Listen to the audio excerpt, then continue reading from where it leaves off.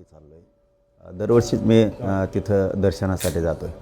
फक्त यावेळेस ते तब्येत खराब नसल्यामुळं मुक्काम टाकत आम्ही जातो तिकडं। या महाराष्ट्रातल्या आणि देशातल्या सगळ्या जनतेला राज्याभिषेक सोहळा उद्या आहे, परंतु आजच सगळ्यांना शुभेच्छा देतो आणि तुम्हालाही सगळ्या बांधवांना आजच शुभेच्छा देतो। देशमुखांचे कुटुंबीय देखील आले होते, काय नेमकी चर्चा झाली, काय म्हणणं आहे, कुठपर्यंत आलंय सगळं आणि सरकारकडून काय सांगितलं जातं या सगळ्या प्रकरणाच्या संदर्भात? नाही, देशमुख कुटुंबाची माझी काही चर्चा झालेली नाही, कारण ते पण रायगडाला चाललेत दर्शनासाठी, म्हणून आता एक 2-3 मिनिटाची भेट झाली आणि ते रायगडाकडे पुढे निघालेत। एकूणच त्या विषयात काय प्रगती झाली आहे तपासाची सगळ्या गोष्टींची माहीत नाही। पाटील सर, तुम्ही आज पुण्यात आलात, आपल्याला इथलं हुंडाबळीचं केस तुम्ही मध्यंतरी सांत्वनपर भेट पण दिलेली, पण आता या निमित्तानं एक पूर्ण समाजातनं किमान ह्या पट्ट्यात तरी एक जनजागृती होताना दिसते। हुंडा द्यायचा नाही, घ्यायचा नाही, चांगल्या बैठका पार पडतात, आपणही आज इकडे बैठक घेत आहेत, तर काय पुढं कसं जावं समाजाने या सगळ्या गोष्टी? नाही, सगळ्यात महत्त्वाचं की आमची बैठकच नाही आहे, बैठक नाही आहे चर्चेसाठी। फक्त काय पोरं असतील तरी या म्हणून सांगितलेलं होतं, कारण मी आज मुक्कामी पुण्यात राहतोय, तर तुम्ही चर्चेसाठी या। परंतु आता काही जणांनी ते दिले टाकून त्या सोशल मीडियाला मोगमच बैठक हे ना असं आहे, कारण बैठक अशी होत नाही, ती प्रचंड मोठी असते, पण ती चर्चा आहे। ठीक आहे, पोरं उत्साहित त्याने टाकलं आहे, परंतु तुम्ही जो विषय घेतला तो खरंच महत्त्वाचा आहे की लोकांनी मनं बदलिले पाहिजेत। हुंड्यामुळं अनेक आपल्याला ज्या सवयी लागल्यात फुकट घ्यायचं, त्या बंद होणं खरंच खूप गरजेचं आहे। समाजहिताच्या गोष्टी सगळ्यांनी करणं गरजेचं। पण काय होतं बरं का, हे मोठ्याल्या श्रीमंत लोकांकडून हे गरिबाकडे येतं। सगळ्यात महत्त्वाचा प्रॉब्लेम तेव्हासुद्धा आहे, श्रीमंतांनी सुद्धा समजून घेतलं पाहिजे आपण लग्न कसे करायचं। काय असतं, खेड्यापाड्यातले गोरगरीब लोक ज्यावेळेस श्रीमंताच्या लग्नाला येतात, मोठ्या राजकीय नेते अमके तमके त्यात बरेच आले, त्यांचा तो व्यासपीठ बघून, त्यांचा तो लवाजमा बघून खेड्यातला गरीब आलेला माणूससुद्धा मग त्याला ते बघून गेलं की त्याला वाटतं ते दारूगोळा किती उडीला, ते मंडप कसा होता, जेव्हा मग आपल्या लेकीचं आपण तसंच करायचं। एक ते माणसाच्या मनावरती ते कोरलं जातं। खोटी प्रतिष्ठेत जगू नये गोरगरिबांनी, त्यांना आता ते कसले पैसे माहीत नाही आपल्याला। आपण चांगल्या विचारानं ही करून आपण आपल्या ऐपतीप्रमाणेच करू आणि ही हुंड्याचं ना परिवर्तन व्यवसायात केलं पाहिजे। दोघांचा काय खर्च होतो ना मंडपला, त्याला ट्रॅव्हल गाड्या लावायला, ट्रका जीपा टेम्पो लावायला, ते खर्च काढायचा, 5-50 जण इकडचे तिकडचे जमवायचे आणि ते व्यवसायाला पैसे द्यायचे। ही एक नवीन चांगला उपक्रम होईल। कमीत कमी तो सुशिक्षित बेकार म्हणून तरी हिंडणार नाही, लग्न झाल्याच्या नंतर तुझीच मुलगी सुखात राहील। म्हणजे मुलीकडच्याने द्यायचे पैसे म्हणत नाही मी, दोघांनी सुद्धा, मुलाच्या बापाने पण आणि मुलींच्या पण, दोघांनी लग्नाचा खर्च काढायचा आणि त्याला व्यवसाय टाकून द्यायचा। हे मात्र 100% सगळ्यांनी याच्यात परिवर्तन केलं पाहिजे। परंतु हे काय आता श्रीमंतांनी सुद्धा मनावर घेणं खूप गरजेचं आहे। आपल्या इकडे हल्ली ते प्री वेडिंग असतं, नंतर शाही लॉन सगळा तो तामझाम, त्याच्यामुळे ते कुठेतरी अनुकरण होतं। म्हणजे कर्ज काढून बाप मुलीचं लग्न करतो, तुकडं विकून वगैरे, नंतर पुन्हा हुंड्यासाठी ते सगळं पुढं वाढतं। तर हे तुम्ही समाज धोरण म्हणून समाजाने पुढं कसं जावं या सगळ्या केसमध्ये? खरंच सांगतो मी की मी ते मागंही सांगितलं, आजही सांगतो की आपण उगाच खोटं ढोंग करण्यात काहीच मजा नाही। लोकांचा पैसा कसा आहे कसा नाही आपल्याला माहीत नाही आहे, ते कसे उडवतात, परंतु आपले हाल असे होतात की मुलीच्या कर्जाचा डोंगर इतका होतो, मग आधी शेती आपल्याला पिकत नाही पावसामुळं, कर्ज भरपूर होतं आणि लग्नाचं कर्ज, मग एक तर आत्महत्या करतात किंवा मग जमीन विकावं लागते। म्हणून आपण साध्यातच करायचं, जसं की 5-50 लोक बोलवायचे आणि मी सांगितलं की बाबा व्यवसायाकडे जर भर दिला, हे निमित्त होऊन जाईल, हुंड्याचं निमित्त होईल, पण दोघांचा पैसा मिळून व्यवसाय टाकला तर ते नवीन परिवर्तन होईल। पोरं कमायला लागतील, 2 रुपये त्यांच्या खिशात येतील, त्यांची मुलगी सुखात राहील, मुलगाही राहील।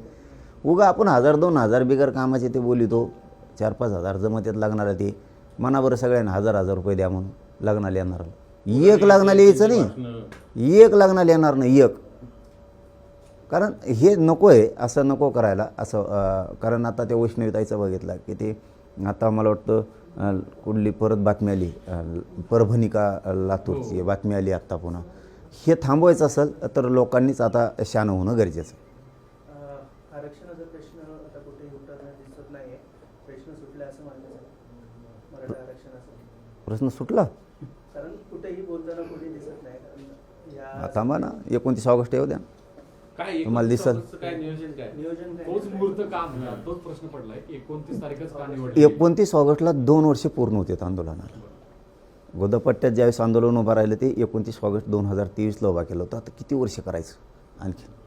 आंदोलन होणार, 29 ऑगस्टला मुंबईला जाणार, आरक्षण घेणार आणि ओबीसीतच घेणार.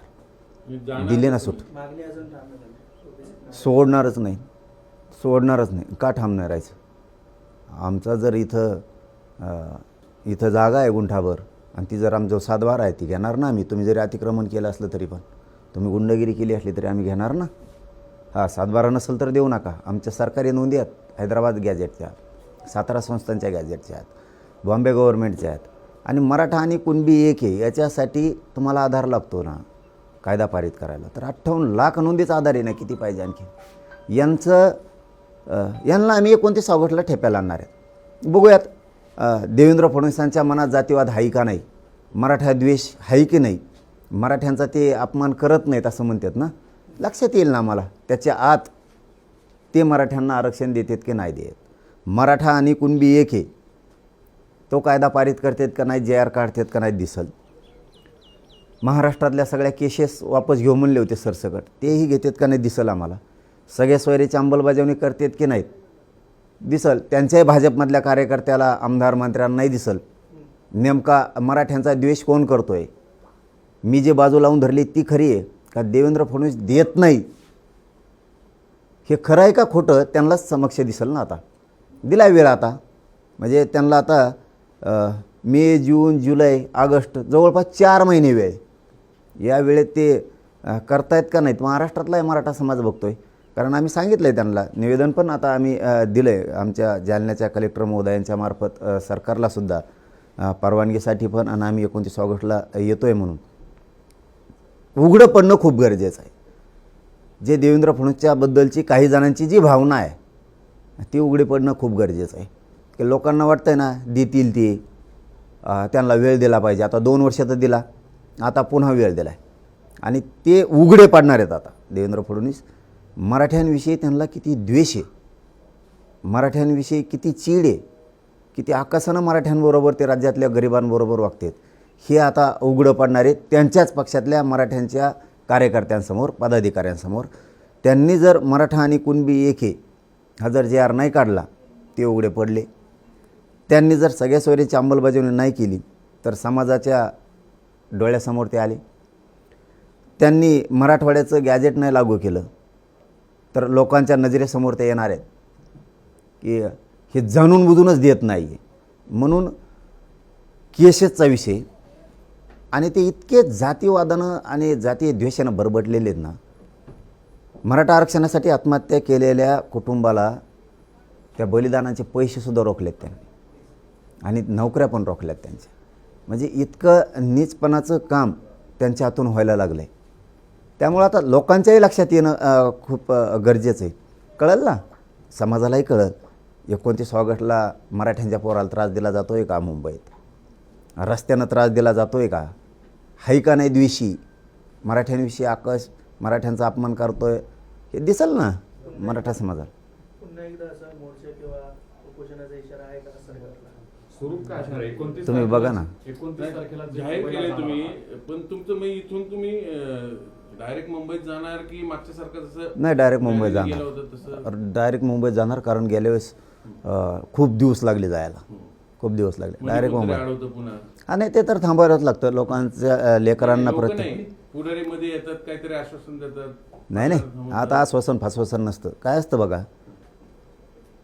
लई मुद्दाम त्यांनी आपल्याला आडमुठ समजू नये. मुद्दाम म्हणतो आम्ही, आपण नाही येत, आपण वेळ दिला पण आम्हाला वेळच देत नाहीत.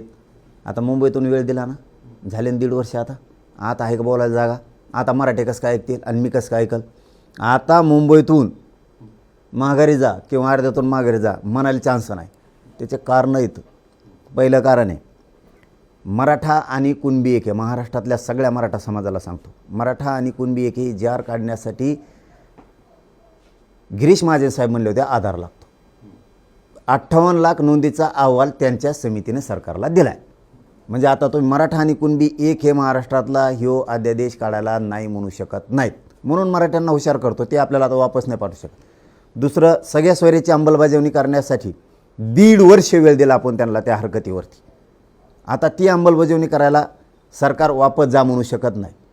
आणि हैदराबादचं गॅजेट, सातारा संस्थानचं आणि बॉम्बे गव्हर्नमेंटचं गॅजेट त्यांनी घेतलं आहे, ते लागू करायला यांना कुठलीही हरकत नाही. मग जर नाही केलं तर त्यांना सरकारला बोलायला जागा नाही का आम्हाला वेळ द्या. 1.5 वर्षाचा दिला आहे. आणि मुंबईतून आम्हालाही म्हणू नये, यांनाच आडमुठ्याची भूमिका घेतली, वेळ द्या म्हणलं, दिला नाही. दिला का नाही? आता मराठे गचुऱ्याला धरून विचारतील, वेळ दिला, आता शानपणा करायचा नाही. त्यामुळे आता मुंबई आम्ही सोडत नाही. एकदा सोडली, चान्स द्यायला लागतो. आमचे मराठ्याचे संस्कार आहेत, आम्ही दिले, त्या संस्कारप्रमाणे आम्ही त्यांना वेळ दिला. आता वेळ नाही. मला माझ्या गोरगरीब मराठ्यांच्या माणसातल्या हातातलं आऊतकाठी सोडायची. त्यांचे लेकरं बाळं नोकऱ्या लावून उच्च शिक्षण घेऊन तेही मोठे बनले पाहिजेत. डॉक्टर, वकील, इंजिनियर, शिक्षक, पोलीस, महसूलमध्ये तहसीलदार, कलेक्टर हेही बनले पाहिजेत. हे स्वप्न बघायचं. किती दिवस आमच्या गरीब मराठ्याच्या माणसाने आऊतकाठी आणायची, गुडघे इतक्या चिखलात काम करायचं, रात्रंदिवस जनावरं वळायचे, ऊसं तोडायला जायचे. आमच्या लोकांनी किती दिवस हमाली करायची, आमच्या लोकांनी किती दिवस मोलमजुरी करून लेकरं शिकवायचे. हे त्यांच्या हातातलं मला काढायचं, त्यांना सुखी बनवायचं. प्रश्न असा येतो की दोन्ही उपमुख्यमंत्री मराठा समाजाचे आहेत, मंत्रिमंडळात अनेक नेते, अनेक मंत्री मराठा समाजाचे आहेत, राष्ट्रवादी पक्ष तर मराठा समाज म्हणून ओळखला जातो, तेही मराठ्यांवर अन्याय होतोय का? होत नाही मग काय, आम्ही मजा म्हणून थोडंच आंदोलन करतो. होतोय म्हणून तर आमचं एवढं हाल कशामुळे चालू आहेत. शेतकरी मराठा हाय का मालाला भाव, नादी लावणार लाडकी बहीण, घी 1,500 रुपये आणि होय मोकळं. आता महानगरपालिकात मला वाटतं, जिल्हा परिषद पंचायत समित्यात आता तोवर प्रत्येक मंत्र्याच्या तोंडातून काय शब्द यायला माहिती आहे का? लाडक्या बहिणीला आम्ही फसवणार नाही, तिला सगळे पैसे देऊ. लाडक्या बहिणीला हात जोडून सांगतो बाबा की निवडणूक झालं देणार नाही, नका रे असे छोटे छोटे आशेवर जगू. लेकरा बाळांचं आयुष्याचं वाटोळं होत आहे. हे सगळं खोटं आहे, हे सगळं बनावट आहे. खोट्या प्रतिष्ठेत जगायचं गोरगरीब शेतकऱ्यांनी बंद करा. यांना धडाच शिकविला पाहिजे.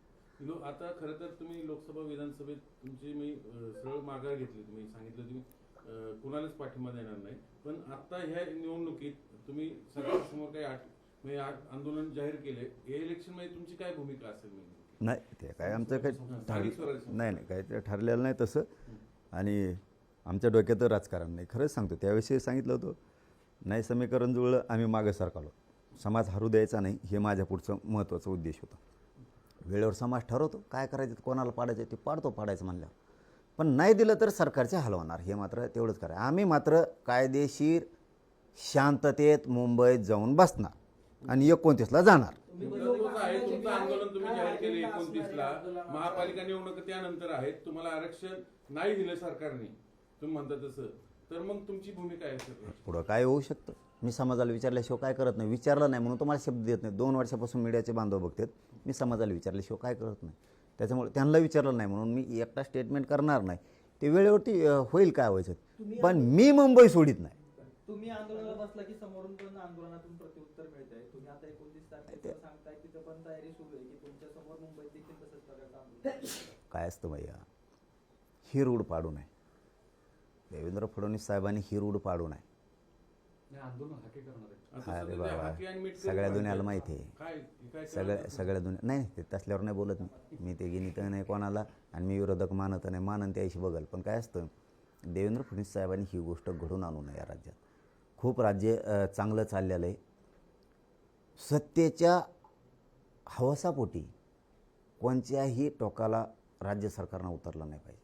कोणत्याही टोकाला तुम्ही आज त्यांना आमच्या विरोधात उतरणार, उद्याच्याला ह्योच आमचे मराठी हाताखाली धरणार, त्यांचं आंदोलन असलं की त्यांना उतरणार. हे होऊ शकतं, ध्यानात ठेवा तुम्ही. इतके चालबाज पहिल्यांदी भाजपने असले नेते बघितले. पहिल्यांदी इतके चालबाज काव्यबाज हे पहिल्यांदा बघितले की तो समाज बोलायला लागला की इकडचा समाज त्यांच्यावर चढायचा, आणि तो बोलायला लागला की इकडचा चढायचा. आता त्यांचं आंदोलन सुरू झालं की मराठ्यांना उतरितेन किंवा मुस्लिम दलितांना उतरितेन. ही यांची चाल आहे. दलित एखादी मागणी करायला लागला की दुसऱ्याला त्यांच्या अंगावर ही करणार, सोडणार. मुस्लिम एखादा करायला लागला की त्याला सोडणार. आता मराठ्यांचं आंदोलन सुरू आहे तर आता यांच्या अंगावर घालतात. आणि ते जे आंदोलन करते त्यांचा आमचा काय संबंध आहे? आम्ही कधी धनगराला दुखिलं एखाद्या शब्दाने बोललो? गावखेड्यात आपलं प्रेमाचं नातं आहे. सरकारच जाती जाती भांडण आणि मग कोण लावतंय? कोण लावतंय? अरे मग दुसरं कोणी? दुसरं हाय कोण? एवढं काय लगी राज्यावर संकट येऊन कोसळले. जे जातीवाद करते त्यालाच मंत्री करते. जे जाती जाती दंगली घडून आणणारे त्यालाच पुन्हा मंत्री करायचं. हे कोण करतंय? हे कोण करतंय? हिंदू मुस्लिम चालू असते. अरे हे लयच विचित्र आहेत राव. हे कोणाला कोणाच्या अंगावर घालते मेळ लागणार नाही. तुमच्यासुद्धा कुठं कुठे लावून एखादी बार शपथ सांगतो आम्ही. हे लयच दर्जाच हीन आहे हो. दर्जाच हीन आहे. काय करायचं आणि काय जातीवाद करणारा माणसाला ते जवळ करते.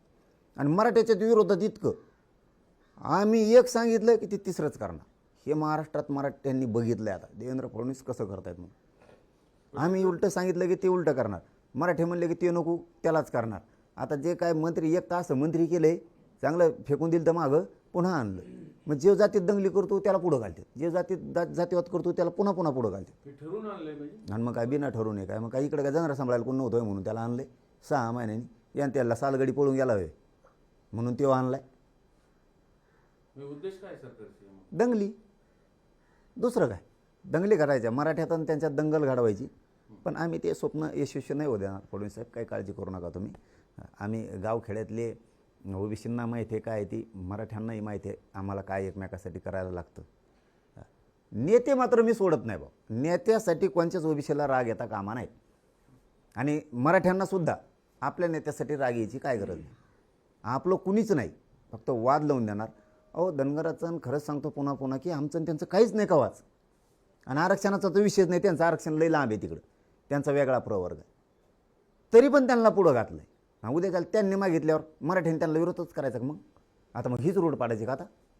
नाही, त्यांचं असं म्हणणं आहे या सगळ्याच्या मध्ये जर मराठा समाज ओबीसी मध्ये आला तर ओबीसी समाज 19% आरक्षण आहे म्हणजे बसमध्ये ऑलरेडी जागा नाही तिथं आणखीन गर्दी होईल आमच्यावर अन्याय होईल म्हणून विरोध आहे असं त्यांचं म्हणणं आहे. बस तर बघून द्या ना मला. वर्ग द्यायला आरक्षणाला विरोध नाही पण वेगळा द्यावा असं. अहो दादा बस मोकळी आहे. बस मोकळी आहे. फक्त दारं लावून घेतले ते येवल्यावाल्यानी. आमचं म्हणणं उघडून बघू दे. तू टांगड्याला म्हणून बसला त्याच्यावर. हां आम्हाला उघडून दार तर उघडून बघून देणार आज मोकळं आहे का नाही. सगळं एकटंच झोपत आहे त्याच्यात कामाधामाचं. कोणत्या ओबीसी चांगलं झालं मग? आणि चला सांगा कोणचं ओबीसी प्रशासनात आहे? शासनात कोणी कोणी तेली लोहार सुतार ढोवार कोणी कोणी प्रशासनात सोनार कुंभार राजपूत एकच जातीने ओबीसी आरक्षण आणलंय. काही काडी कुठं आहे? कोण आहेत मग? दाखवा मला. धोबी नावी कोण आहे? दाखवा ना मग. हा दाखवा ना मला. 450 जाती सांगताना आम्ही नेता आहे म्हणतात त्यांना काय मिळालं? एखाद बार जिल्हा परिषदला उभा केला का त्याला लगेच म्हणजे तो बारीक जाती तू नको आमची जरा मोठी आहे आम्ही उभा राहतो ती पडक मागं. कोणी दाखवा ना. प्रशासनात दाखवा चला. फुकट नीतिगिरी करायची आणि मी ओबीसीचं म्हणून सांगायचं आणि गरिबाचं पूर्ण वाटोळं करून बसायचं. ओबीसींना शहाणं व्हावं. आपल्यात हे वाद लावून देणार आहेत आणि दंगली घडीणारा त्यांनी आणलाय. पटेल साहेब गेली 2 वर्ष तुम्ही आंदोलन करताय सातत्याने असं एक दुसरी बाजू सांगितली जाते की तुमची मागणी ही घटनेला धरून नाही म्हणून सरकारला देता येत नाही आणि तुम्ही हट्टग्राही भूमिका सोडत नाही म्हणून ते मराठा आणि कुणबी एक आहे कुठे सिद्ध करता येत नाही म्हणून ही सगळ्या अडचणी आहेत. कायदेशीर नाही असं कशावर म्हणताय? आमचा एक भाऊ आरक्षणात आहे कुणबी म्हणून आणि दुसरा भाऊ नाही. तुम्ही अशी कसं का वागणूक देताय? त्याचा व्यवसाय काय? शेती. आमचा व्यवसाय काय? शेती. आम्हाला कसं काय दिलं जात नाही? बरं आमचे किती पुरावे पाहिजेत आता तुम्हाला आत्तापर्यंत? मला सांगा ओबीसीतली कोणची जात पुराव्याने आरक्षणात घातली? कोणचीच नाही. सर्वे करून मंडल कमिशननं घातली. आमचे पुरावे आहेत ना 200 वर्षापूर्वीचे कुणबीचे.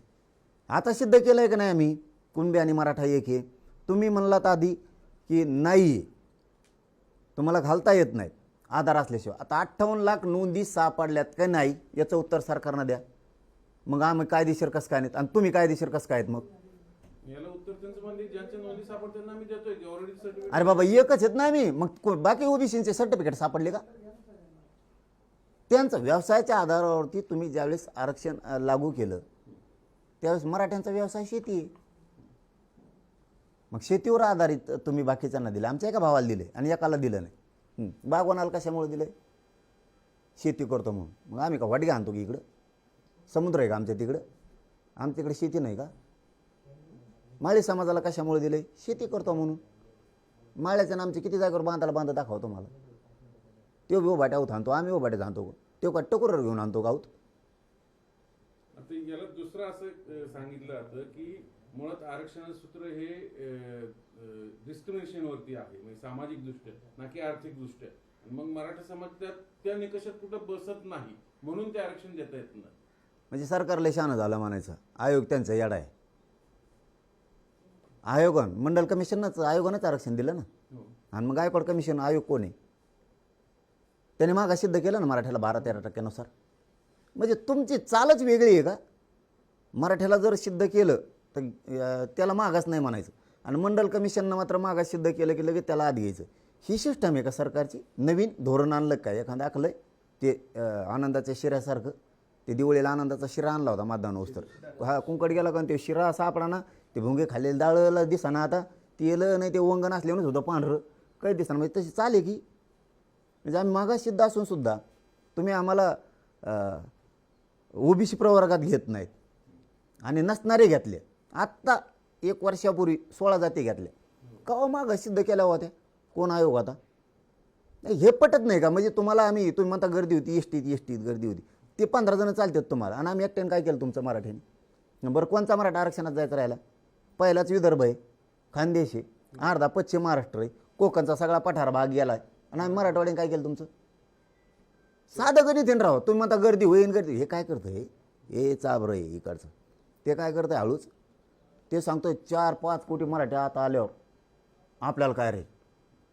असं उलटं सांगायचं. ते खरं सांगा ना ओबीसीला की 70% मराठी आरक्षणात गेलेले आहेत, यायला 10-20% राहिले कशाला ठेवायचे? असं नाही म्हणत ते. ते म्हणतं सगळे आल्यावर कसं होईल? मग ते बिचारं गरीब ओबीसीला काय वाटतं? मला खरं आहे ना 4-5 कोटी मराठी आरक्षणात आलो खाली का राहील? अरे पहिलेच आम्ही त्या आरक्षणात येत. ते थोडे जायचं राहील. आता तो किती विरोध केला तरी हा बघ भाऊ मराठी आरक्षणात गेले, तू किती उड्या हान, हां तू पॅन्टवर उड्या हान, नाही तर लुंग लावून हान, तुला जसं हान तसं हान. आरक्षणात मराठी गेले अवघं 7-8-9% राहिले. ते बी 29 ऑगस्टला घालतो का नाही बघ? चॅलेंज आहे. मुंबई सोडित नाही भारी, मी बी नाही आणि मराठी बी नाही. कारण माघारी जायला आता चान्स नाही. आणि मराठ्यांनाही सांगतो आपण त्यांना 1.5 वर्ष संधी दिली वापस येऊन. आपल्याला आडमुठं समजू नये म्हणून. आता गेलं की माघारी यायचं नाही. आणि तुम्हाला जर 10 पट नाही दिसले ना पहिल्यापेक्षा तर आपलं नाव तोंडावर घ्यायचं नाही पुन्हा. ध्यानात ठेवा. म्हणजे मुंबईत चक्काजाम करण्याचं नियोजन आहे तुमचं? मुंबईत लोकच बसत नाही त्या बरे ना. जातीय रंग देऊन दंगली वगैरे घडवायच्या. नेमकं दंगली घडून सिद्ध काय करायचं आणि कशासाठी? आणि कशासाठी? हे बघा त्यांचा एक रूल असतो. लोकांच्या नसा त्यांना माहीत झाल्या. जसं की ते संभाजीनगरला आमच्या ते कोण आलेले ते थडगं उपटून फेकायचं होतं ते. हां ते दंगल घडवायची हे त्यांचं हे असतं निवडणुकीच्या काळात. काहीतरी अशी स्टेटमेंट करत असतात. ते कुठं राहिले त्या रॅलीत? आता जोड उठेला ना त्यांना, उठेलं का नाही? हां मग आता ते काय म्हणत होते नाही हुंकार सभा, हिंदूच्या हुंकार सभा. त्यांनी दुसरा नेता तयार केला एकाशिक जोड. उद्या वळवळ करायला लागला खाबा गोबा करून ठेवला. याला देवेंद्र फडणवीस म्हणते. हां देवेंद्र फडणवीस सोपा नाही. आता दुसरा नेता येतोय का नाही? तुमच्या लक्षातच आहे ना का कोण राव? लय बारीक देणं असतं. हा दुसरा येतोय की नाही आता सभाला? दुसरा हिंदूचा नेता तयार झाला. मला काय गरज नाही तुम्ही प्रश्न विचारला म्हणून. मी ते काय आपल्याला बोलल्याशिवाय आपण बोलत नसतो. आपला एक रूल आहे. आपल्याला बोलला वाजेलाच मग तो कुणी बी असू दे. हां सोडीत नाही. आपल्याला नाही बोललं काय बोलायचं? हे सगळे मंत्री यांनी शपथ घेतल्यात की आम्ही भेदभाव करणार नाही, तरी अशा पद्धतीने स्टेटमेंट करतात. हे किती भयानक आहे? दंगली घडविणार त्याच्याशिवाय हे सत्तेत कव्हाच आलेले नाहीत, कव्हाच. आणि मग आता ओबीसी मराठ्याची दंगल त्याला मंत्रिपद देऊन घडवायची त्यांना. यांचा मूळ प्रश्न आहे कशासाठी आणि काय? कशासाठी आणि काय सिद्ध काय करायचं? द्वेष, मराठ्याचा द्वेष. दुसऱ्याच हाताने काटा काढायचा. दुसऱ्याच हाताने काटा काढणं माहिती असेल ना तुम्हाला? त्यात मग मराठा समाज असेल किंवा ओबीसी असेल दोघांचं नुकसान तर समाजाचंच होणार. त्यांना काय साध्य होईल? त्यांना सिद्ध काय होणार मग? त्याला ते सिद्ध करायचं आहे ना. यांच्यात वादं लावून द्यायचे. आणि आपण मजा बघायची. जीवावर आलं म्हणतात आमच्या खेड्यात ग्रामीण भागात, द्यायचं जीवावर आलं खरं असून. म्हणजे आमचं वावर आहे, आमचा 7-12 सापडला पण द्यायचा नाही. मग काय करायचं, माघारायचं. दुधात साखर मिसळायला ते नाही म्हणतो, दुधात साखर वाता, दुधात साखर वाता. काय आलं होती तू कोणाला माहीत, दुधात साखर वातायचं काम करायचं म्हणतो आपण. हां हां हो, ते दुधात साखर होती तो किती दिवस होती तो काय माहीत. दुधात साखर होतीणार ती फक्त मागून आणि वरून बघणार माळ धावून कशी कुटाकुटी लागली. कारण जीवावर आलं द्यायचं. आमचा 7-12 सापडलाय, अतिक्रमण दुसऱ्याला करायला लावायचं आणि उठवायचं नाही. मी आहे तुमच्या मागं. मंत्रिपद दिलं की नाही तुला आता, मला तर अशी माहिती मिळाली ऐकायला, सांगायला नाही पाहिजे आता ती खरी का खोटी माहीत नाही, ती पक्की माहिती असावं, ती चर्चा नसावं. त्यांच्यात खाजगीत असं म्हणलं म्हणते हो की आयला ते पक्की माहिती नाही, सांगावं का नाही असं. पण मला लय जवळच्याने सांगितलं, लय जवळच्याने सांगितलं. ते म्हणे मला हे मंत्रिपद पाहिजे नाही असं नाही, पण हे मराठी आरक्षणात गेलेत आणि आता मला डोळ्यावर आणण्यासाठी मराठ्याचे दिले, मला बोल म्हणतात असं त्यांच्यातल्या ते मीडियात नाही म्हणत. ते म्हणजे त्याला सुद्धा पश्चाताप आलाय की मंत्रिपद दिले ते यावल्यावाला हो. हां हां बऱ्याचशा गोष्टी त्या तशा ऐकायला आल्यात की उगाच आता मराठीचा विरोध मला पत्करायची वेळ आली. मराठी आता आरक्षणात गेलेलेच आहेत, थोडे राहिलेत, तेही जाणारच आहेत. मला मंत्रिपद पाहिजे म्हणतोय देऊ, पण ह्या असे उद्योग करायला लावायला लागलेत आता. इथून मागं तरी ठीक होतं, पण आता हे मराठीच्या अंगावर मला घालणार, मराठ्यांची नाराजी मला घ्यावा लागणार पुन्हा. आणि ते तर मिळालेलंच आहे. मग मिळता क्षणी कशाला नाही का, ते मरता क्षणी काहीतरी मरणार तर आहेच भाऊ, पण उगाच 20 पाजीला मरायच्या टायमाला मरणार तर होताच, पण 20 पाजीला उगाच अशी त्याची परिस्थिती आहे सध्या. अशी एक चर्चा आहे, आता ती खरी का खोटी माहीत नाही, पण चर्चा आहे लोकात. म्हणजे फक्त मराठा विरोध करण्यासाठी मंत्रिपद दिलं. हां मग त्याला फडणवीस साहेब म्हणतात ना भाऊ, सोपा माणूस नाही, जोडाला जोडच आणतो ती. हां जोडाला जोड आणतो, म्हणजे ते जोड्या लावायला शाळात लय पक्का असणार आहे. एकाशी एक जोड्या लावा ना त्या अशा फानगाड्या, हां जोड्या लावायला गडी लय पक्का असणार, अशा जोड्या लावितो.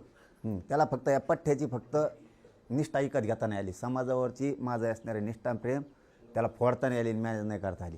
नाही तर जोड्यात लावितो, कोणी पण असू दे, त्यांच्यासुद्धा जोड्या लावितो.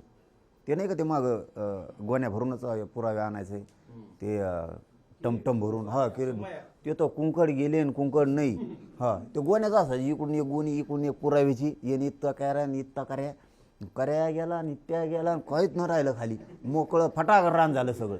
ही रिअल परिस्थिती. तो त्याच्या म्हणण्याप्रमाणे झालं आहे ना, तर जोड आणून ठेवतो दुसरा पक्षात बी. शिंदे साहेबाला जोड, फडणवीस हे आणले ती अजितदादा, आता अजितदादाला दुसरा आणून ठेवला की झालं. नुसत्या काड्या खुश होतो. यांनी हुशार होणं लय गरजेचं आहे. करत ना भाजपमध्ये सुद्धा जोड आणणार, गडकरी साहेबाला जोड आणीन, त्या खडसे साहेबाला जोड आणीन, त्या विनोद तावडे साहेबाला जोड आणीन, अशा नुसत्या जोड्या आणत राहतो.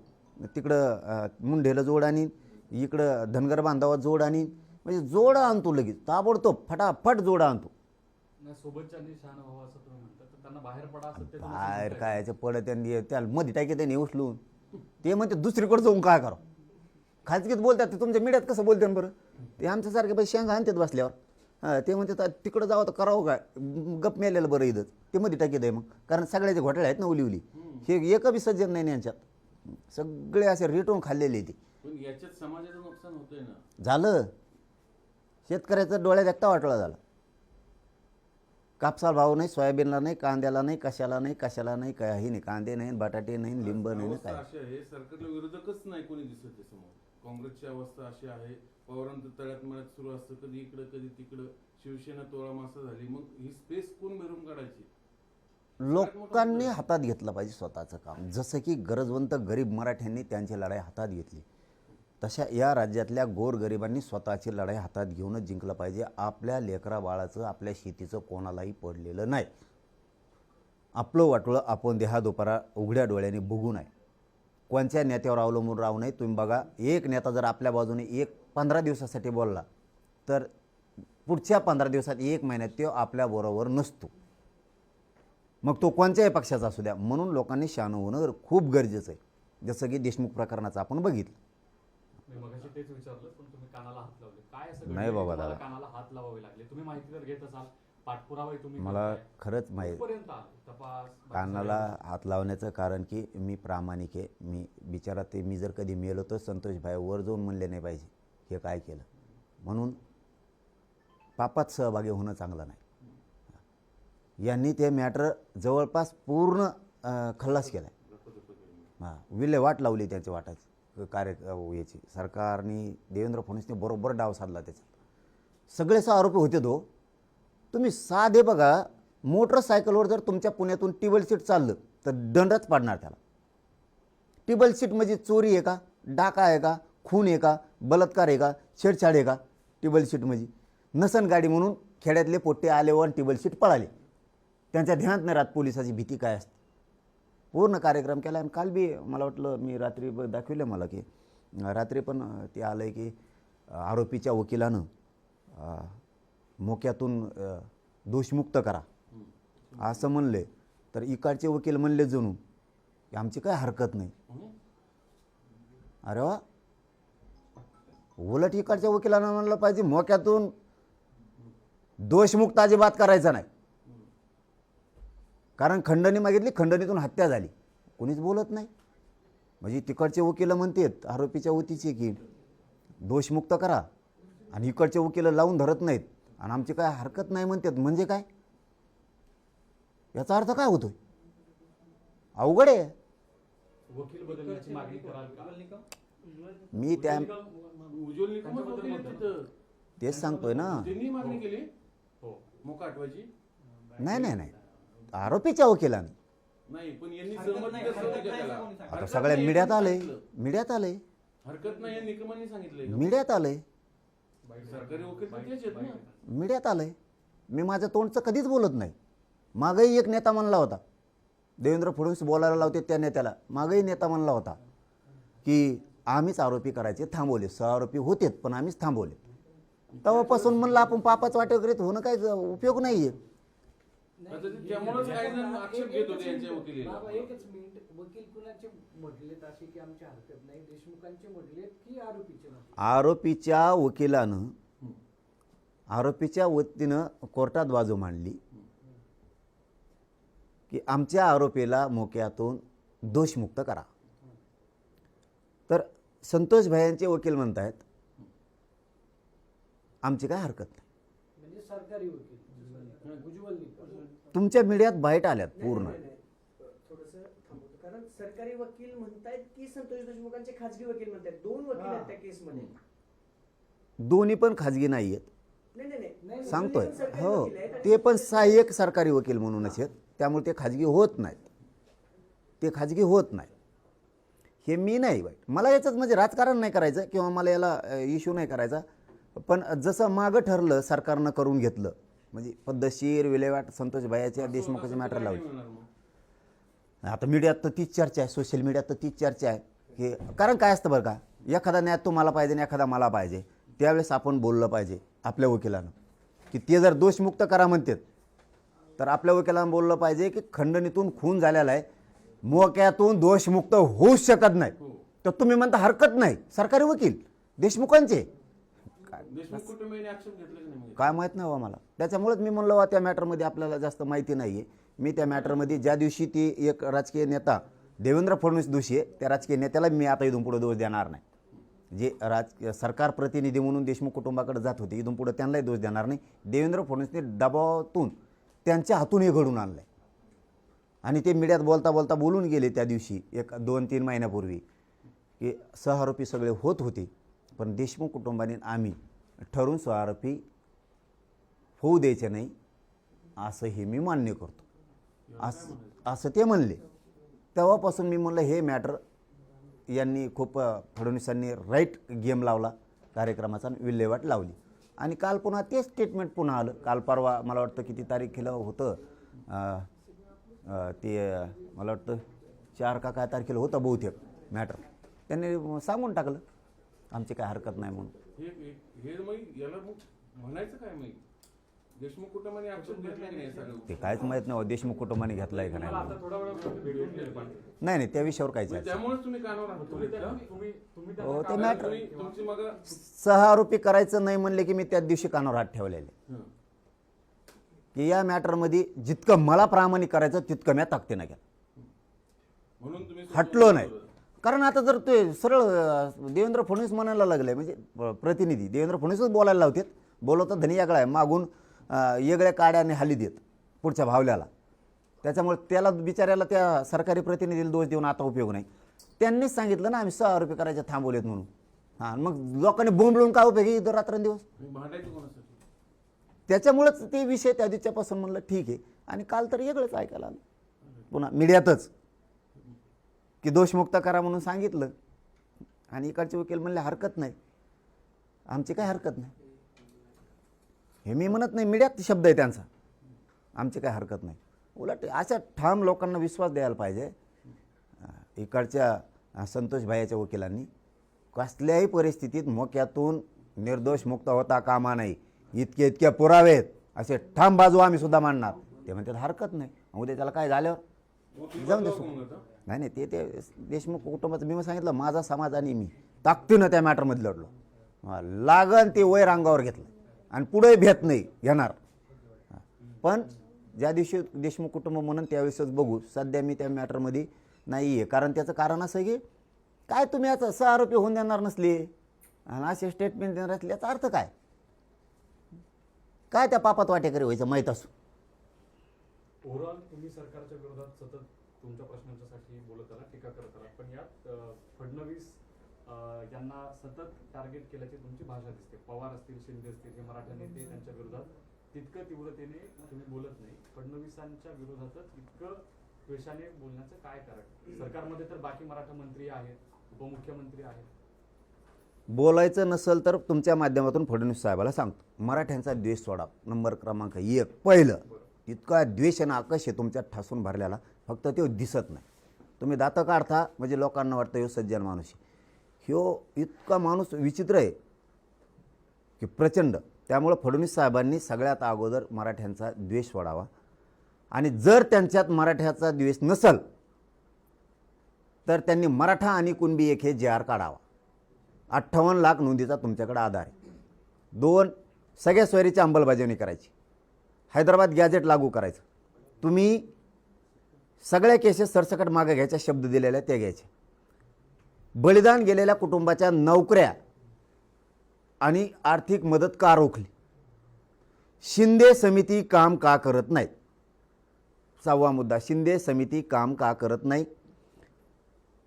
आमचे नोंदी सापडलेल्या असून सुद्धा फडणवीस साहेबांनी प्रमाणपत्र देऊ नका असं महाराष्ट्रातल्या अधिकाऱ्यांना का सांगितलं? आमच्या व्हॅलिडिटी का रोखल्यात? याचे उत्तरं आम्हाला पाहिजेत. आणि याचे उत्तरं देण्यापेक्षा फडणवीस साहेबांनी या सगळ्या मागण्याची अंमलबजावणी करावी. आमचं त्यांचं शत्रुत्व नाही.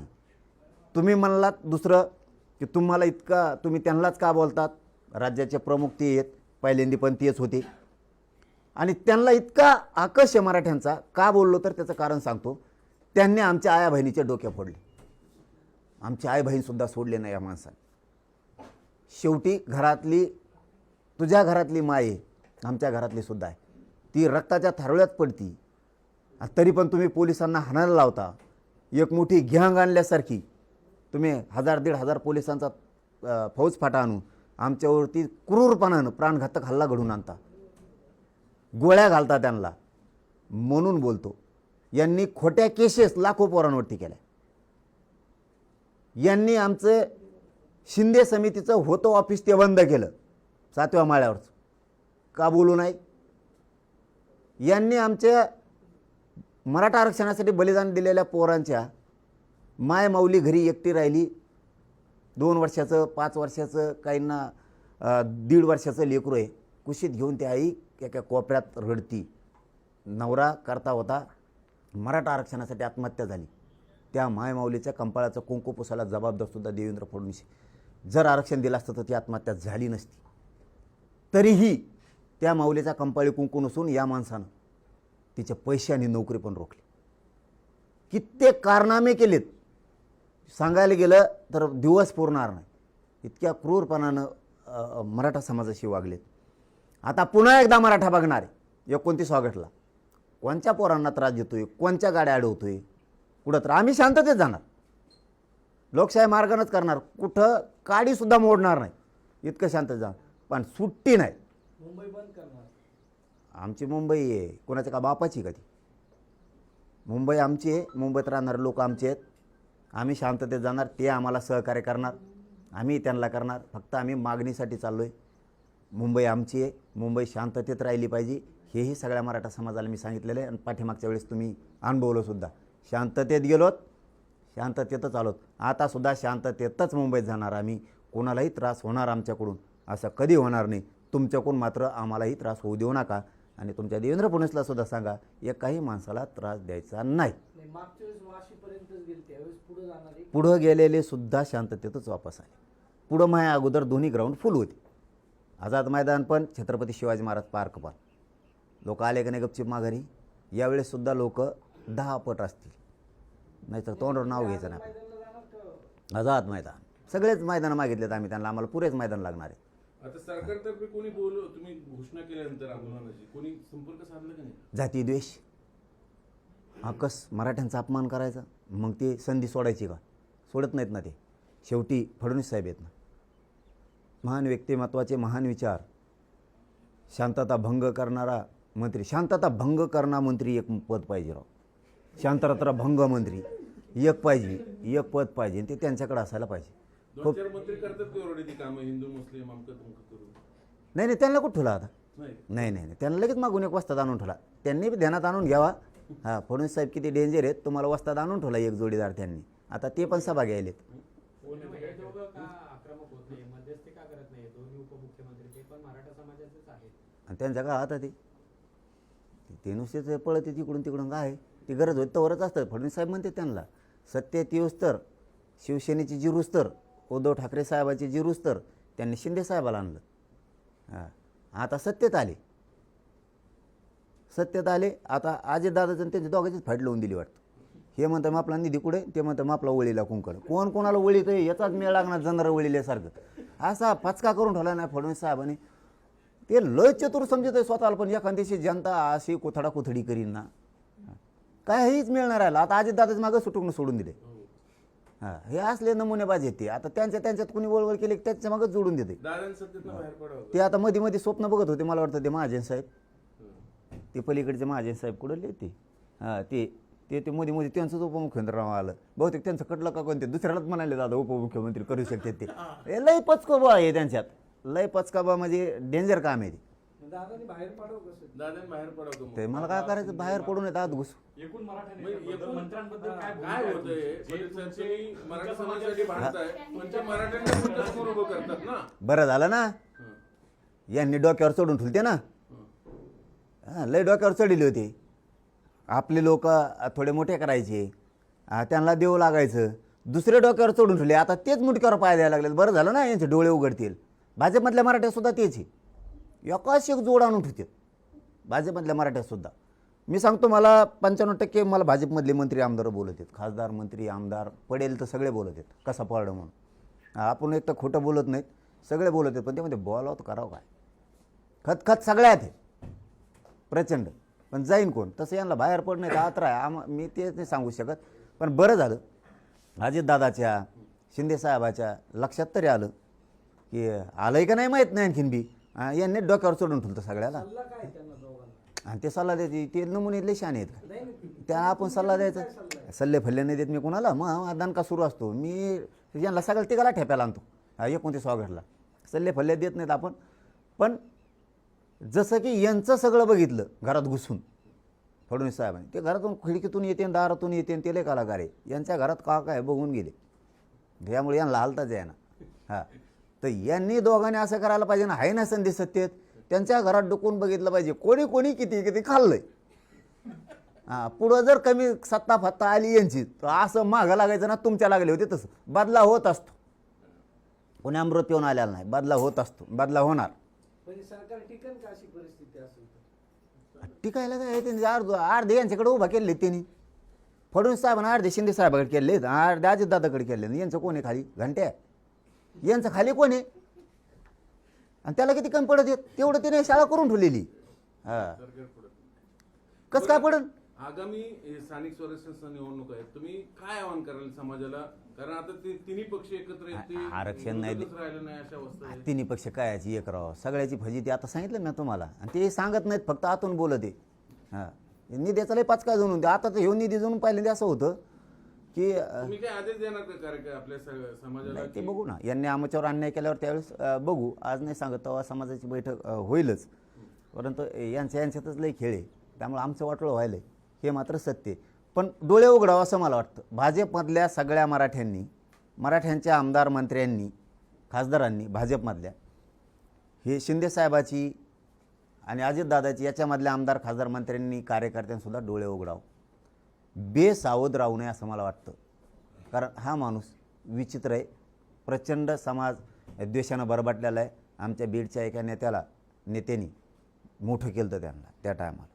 असा माणूस विचित्र. त्यांनी 10 वर्ष मधल्या काळात वनास बघायला लावला होता. लय नमुनेबाज आहे तो गडी. हां, फडणवीस गडी असा नमुनेबाज आहे, कोणाला कवाशी कोणाच्या अंगावर घालीन मिळ नाही. आणि सगळ्याला कळालं हे अंगावर घालणारा माणूस आहे. हां, 100% त्यांच्यासुद्धा. तर पटेल, तुम्ही उद्या स्वराज्य अभिषेकला रायगडावर चाललात, पण ते भिडे गुरुजी तर म्हणले की झालंच नाही पाहिजे वगैरे. हा काय? जाऊन तिकडं कुत्र्या म्हणजे काय असतं ती काय चालू आहे ना आता, ती काय उद्या होणार आहे ना राज्याभिषेक. मग ते हे असं का? त्यांना कोण? तारखेनुसार नसावा. फडणवीस साहेबाचं रसायन डेंजर आहे.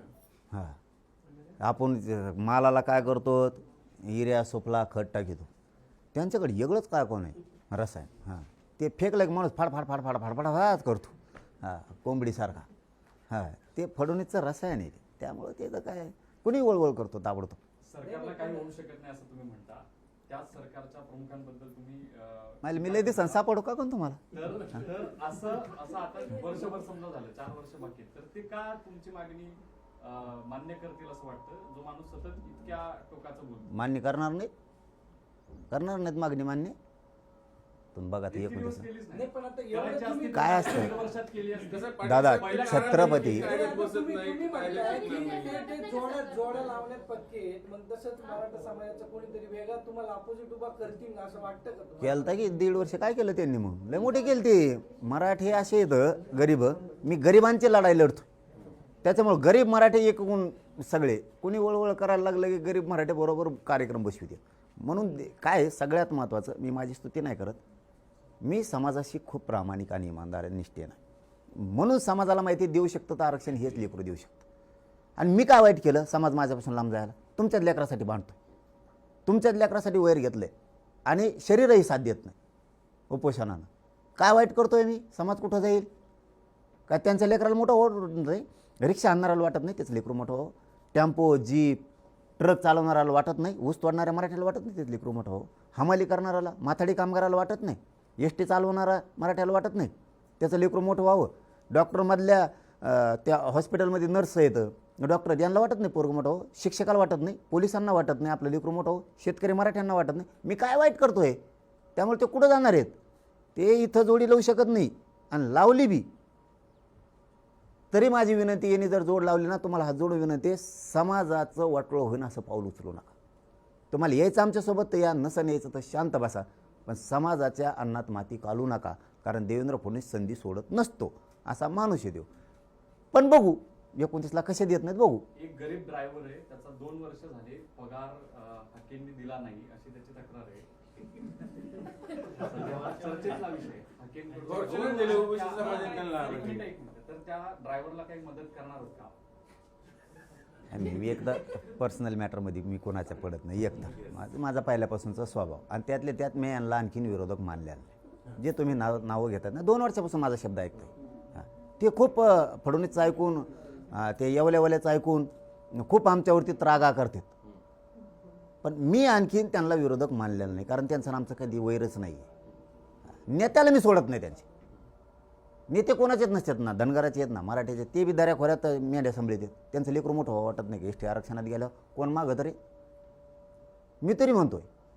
आणि एकदा शब्द बाहेर गेला की मी ते करतो. त्याच्यामुळे त्यांना विरोधक मानलेलं नाही, त्यामुळे मी त्यांना बोलत नाही. ते बोलतात, पण जेव्हा मानन तेव्हा बघू, मग तेव्हा बघा आपला काचका कसा असतो. आरक्षणाची मागणी करतो ओबीसी मधनं, मान्य आहे, ऑब्व्हियसली तुमची मागणी तुमच्या दृष्टीने असतं आहे. पण जे आता मध्ये पोलीस भरती झाली त्याच्यामध्ये एससीबीसी पेक्षा ओबीसीचं मेरिट हे हाय होतं. मग काही मुलांचं म्हणणं असेल तर मग आमचं नुकसान होतं, एससीबीसीत असलेलं काय वाईट आहे? आता दोन आहेत ना, कुणबी पण आहे आणि एससीबीसी पण आहे. कुणबीतलं राज्यापासून केंद्रापर्यंत आहे, एससीबीसीचं तुम्हाला राज्यापुरतं आहे. पोरांना जिथं दोन्ही आरक्षण आहे, जिथं जाता येईल तिथं जायचंच आहे. आणि जर काही तोटा झालाच तर 29पर्यंत मी आरक्षण 100% आणणारच आहे. म्हणून मराठ्यांनाही सांगतो, यावेळेस सगळेच बाहेर पडा. शेवट फाईट, अंतिम आरपारची लढाई होणार यावेळेस. अंतिम लढाई. छत्रपती शिवरायसुद्धा वेळोवेळी लढले, त्याच्यामुळे वेळोवेळी आपल्याला आंदोलनं करावं लागणार आहेत. बार बार मुंबईला काय असं कधी म्हणायचं नाही. 3 महिने मला वेळ द्या, आजपासून 29 ऑगस्टपर्यंत 100 पिढ्याचं मराठ्यांचं कल्याण होतं आहे आरक्षणामुळं. आणि बाकीच्या लोकांनी ज्याला यायचं आहे त्यांनी 15-20 दिवसासाठी मुंबईत यायचं आहे तयारीने. ज्यांना यायचं नाही त्यांनी फक्त 2च दिवस आम्हाला वाटा लावायला आणि तुम्ही तुमचे वापस या. सगळा वर्ग मात्र बाहेर पाडा. नाही पाटील, विषय असा आहे की ज्यावेळेस पंजाबच्या शेतकऱ्यांनी दिल्लीत आंदोलन केलं होतं, ते आंदोलन 3-4 महिने चालले, ते भाजप सरकारने मोडीत काढण्याचा प्रयत्न केला. आता तुमचं आंदोलन सुरू झालं, अशी भीती वाटते का तुम्हाला ते मोडीत काढतील? मोडीत का काढीन आम्ही नाही का, मग ते जाऊन द्या ना, उगाच चालतो मग दिमाग लगेच हे होतो ताबडतोब. मी शांत आहे. देवेंद्र फडणवीस साहेबांनी ताबडतोब डोकं लावावं, आपल्या संग नाद करायचा नाही. हो, आपण प्रामाणिक आहे. तुम्ही माझे शत्रू नाही, वैरी नाही. तुम्ही दिलेले आश्वासनं तुमच्या सरकारने पुरे करायचे 29 ऑगस्टला. त्याच्या आत तुम्हाला तारीख दिली आम्ही त्याच्यावरती निवेदनावरती 28 का जुलै 29 जुलैच्या आत सगळ्या मागण्या मान्य करा. आम्ही गुलाल घेऊन येतो मुंबईला. नाही, पण हे सरकार आल्यापासून म्हणजे आता हे सरकार येऊन 4 ते 5 महिने झाले. या सरकारचे मुख्यमंत्री असतील किंवा दोन्ही उपमुख्यमंत्री असतील, त्यांच्याशी तुमच्या संदर्भात चर्चा झाली आहे? शिष्टमंडळ भेटले, तुम्ही त्यांची भेट घेतली आहे का? काही चर्चा झाल्यात की असं? टाईम नाही ना, त्यांना टाईम नाही ना. ते बिझी असतात. थायलंडला जाय, ह्या इकडं जाय, तिकडं जाय, कुंकड काय बघायला जातात. कोणाचं इंग्लंड अमके तमके, हॉलंड असे जातात. ते कुंकड काय बघून येते तिथं बघायचं होतं, तिकडं लांब जाऊन बघत येत वाटतं. ते टाईम नाही. त्या गरीबाशी शेतकऱ्याशी काम पण तुमची भेट झाली का? म्हणजे बोलणं होणार नाही दादा. कुणाशी? टाईम 4 महिन्यात एका मुख्यमंत्र्याला बिझी उपमुख्यमंत्री. नाही, तिकीट वाटायची आहेत. आता लाडक्या बहिणीला खोटं बोलून पुन्हा मतदान घ्यायचं, हे गडबडीत असते ते कवा पण. त्यामुळं ते कधीही वेळ देत नाहीत. मराठ्यांचा इतका द्वेष आहे त्यांना प्रचंड. नाही, किती वेळा वेळ मागितली तुम्ही? मागतच नसतो. वेळ दिली नाही, मागितली पण. मागतच नसतो. यायचं का तुला ये. मी कोणत्या मंत्र्या संघ ते मित्रत्व नाही करीत. सरकार संघ नाही. इथं आंदोलन सुरू आहे, तुला यायचं आहे का? बळच मागं पळायचं काय त्यांच्या? आणि त्यांच्या मागं पळून तुमच्या मात प्रश्न मिटत असतो. ते तर म्हणतात गाठला उलचे गोड बोललो ना मंत्र्यासंघ, तरी ते म्हणतोय घंटाभर बसल्या आला काचाट्यात फुटायचं मागं दिसतोय. मी घंटाभर शेंगा आणतो ना, असे घोडे लावतो. नंतर ते म्हणतात नाही राव, हे नाही फुटत. नाही रिअल आहे. मी प्रामाणिक आहे माझ्या समाजाशी. त्याच्यामुळं आरक्षण घेणार. फक्त मराठ्यांचा किती द्वेष आहे हे मराठ्यांच्या लक्षात येणार आहे. यावेळेस फडणवीस किती द्वेष करतो हे मराठ्यांच्या लक्षात येणार. चर्चेला बोलवलं तर जाणार का? त्याच्या आधी की तिकडे चर्चेला बोलवलं? त्यांना यायला तिकडं काय झालं? त्यांच्याजवळ काही इमान नाही का? काय नाही. बाकीकडे हिंडायला जमत त्यांना. कुंकडं जातात बिगर कामाचं. जिकडं नाही तिकडे इमान घेऊन जाते, हेलिकॉप्टर घेऊन जाते. त्यांना येऊन गोरगरीब जनतेशी चर्चा करतात. आमचा पैसे नाही निघत मिळायला. आम्ही कोणी आहोत? काय असेल पडल्यावर? कारण तब्येत तुमची साथ नाही. तुम्ही मागेच म्हणले आता उपोषण घेऊन बस. आता आंदोलनाचं स्वरूप आम्ही वेगळं ठेवू. मी समाजाला जे सांगतो ते करतो. त्याच्यामुळं मी 2 रथ घेऊन यायलो. एक विजय रथ आणि एक अंत्ययात्रेचा रथ. दोन्हीपैकी एक वापस जाणार. देवेंद्र फडणवीस ठरवायचं काय करायचं. आणि मी समाजाला सांगितलं की मी आता वापस येणार नाही. एक संधी तुमच्या सगळ्याच्या साक्षीनं दिली होती. आपल्याला आडमुठं म्हणूनही वेळ देत नाहीत म्हणून आपण त्यांना वेळ दिली होती. 1.5 वर्ष झालं वेळ दिलेली. आता तुम्ही बी मी बी मुंबई सोडायची नाही. चलो, धन्यवाद. विजयरथ आणि काय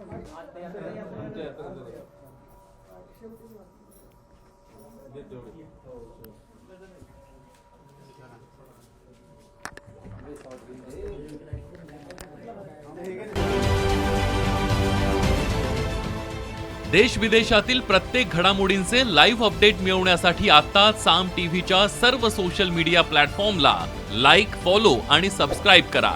तसंच सर्व नोटिफिकेशनसाठी बेल आयकॉन प्रेस करायला विसरू नका.